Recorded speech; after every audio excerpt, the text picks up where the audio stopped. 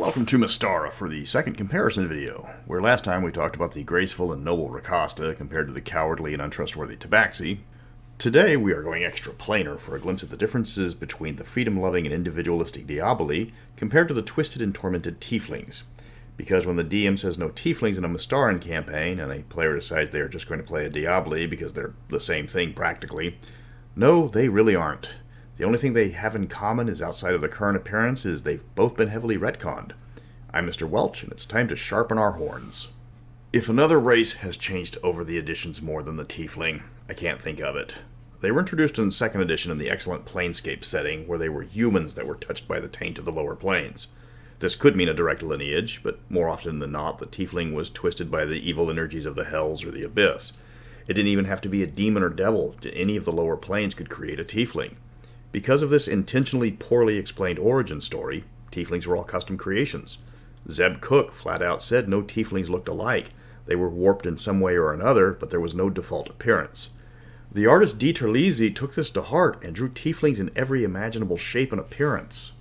Tieflings took off in popularity because they were the most unique of races. They were the bad boy race, never fitting in, each with their own individual appearance and beholden to no one. They didn't even have a culture. Each Tiefling was a product of their own upbringing. This gave players a blank slate to create their edgy dark wolf character that didn't need the party, but the party needed them. Also remember, this is in the middle of the grimdark darkness of the grimdark 90s. It makes perfect sense that the Tieflings become part of the D&D zeitgeist, even if their players start to fall into the same camp as Kinder and Malkavian players, just to stir up trouble in the game with their antics. Soon Tieflings started popping up all over D&D licensed products. Starting with Baldur's Gate 2, every video game set in the Forgotten Realms seemed to have one, with the appearance of Herr de Lis. He looked nothing like the current Tieflings, and while he was a bit annoying and borderline useless in the game, he kept with every Tiefling with an individual theme. Then you got Anna in Planescape Torment, who was for the longest the textbook example of a Tiefling, due largely in part to the awesome writing in that game. Neverwinter Nights handed you the forgettable Valen in an expansion who was the first one with horns, and Neverwinter Nights 2 produced the half-written Nishka, who kept the Goat Girl look. And just like that, Tieflings were borged permanently into the Forgotten Realms. 4th edition turned them into what they are now, demonic edgelords who are quick to mention how woe is me they are. Gone was the originality and the multiple-choice origin story. Now they were humans that sold their souls to the devils to maintain their power. This changed them from the humans with slightly alien features to the full-blown demon-blooded weeaboos they are now. When 5th edition rolled around, the original Empire was scrubbed from the history, and instead they made their deal directly with Asmodeus. Of course, this creates issues with other settings that either have no ties to the Outer Planes, like Dark Sun, are openly hostile to the Outer Planes, like Mystara, or use a completely different cosmology, like Dragonlance. Originally, Tieflings were a curiosity, as they preferred the far more interesting Outer Planes to the dull and boring Prime Material Planes. They had a single feature which showcased their heritage. It didn't define them. It could be anything from bat ears to goat legs, whiskers, a snake's tongue, or just a tail. They looked normal except for one thing that wasn't always apparent. It made them slightly off. They looked human, but they were also alien at the same time. Now we've gone back to full 90s edgelords, and having lived through the Malks and the Kinders who plagued the 90s RPG scene, a lot of people, while not tired of Tiefling characters, aren't keen on their players for the same reasons from 30 years ago. Now, cross-referencing the Diaboli, these are another classic race from D&D lore, going all the way back to the Master set of Beckme fame. Originally, they were a non-playable race meant to be encountered while the party was having a grand old time in the Dimension of Nightmares, which was later retconned into the Demiplane of Nightmares, which seems to be the theme of the day today. You get a retcon, you get a retcon, everybody gets a retcon.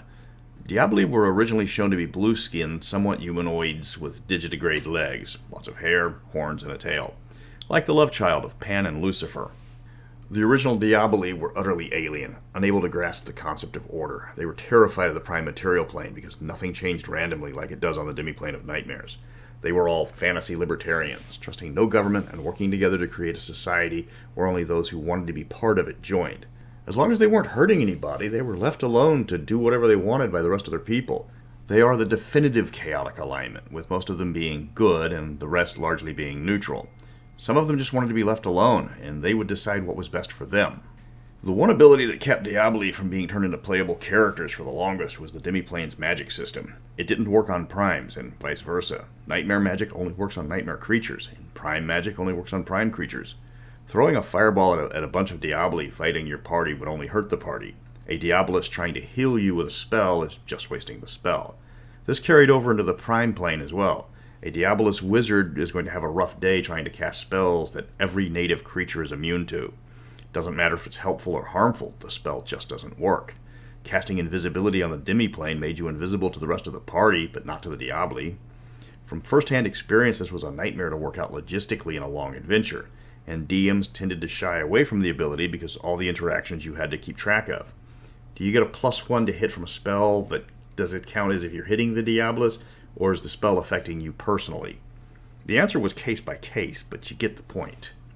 They do bear a passing resemblance to various fiends in lore, though they aren't related at all. They were classified as outsiders in 3rd edition, and they have yet to be classified in 5th edition. I classified them as aberrations, but I gave them the nightmare creature subtype. They have a poisoned barb in their tail, though the poison is weak and more of a nuisance than a danger. They have their own language, and are possibly the only race in the demi-plane that isn't automatically hostile to outsiders. They do consider the appearance of prime creatures hideous, though they try and look over how ugly humans and elves appear to them when conversing. Diaboli were retconned heavily in Dragon 317 when they were borged into the realms. Different types of Diaboli were introduced with common, bear, and hirsute varieties, though these variations are just purely cosmetic. Now the demi-plane touches the far realm, so Diaboli can travel to the realms, of course, and apparently Diaboli have been a part of Eberron for some time now, though the story of their arrival was left incomplete. Diaboli are given a defined philosophy. They aren't cursed or tainted. Instead, they're a complete race with entire cities on the demi-plane. They aren't edgy, they're alien. They have to overcome built-in prejudices against prime races, but among their own kind, they're welcoming and social. The comparisons to Tiefling and Diaboli have only come up since the Tiefling retcon in 4th edition. Before that, they had nothing in common aside from the occasional goat legs. Now they have a similar appearance, but that's only superficial. They are two distinct races with differing beliefs, origins, and motivations, all depending on what part of their various retcons you're playing them with. Next week, I'm doing another comparison video, again, one that's been asked for by more than a few, talking about the wise and harmonious Shadow Elves versus the evil and loathsome Drow Elves. But until then, may our deeds be sung throughout the ages.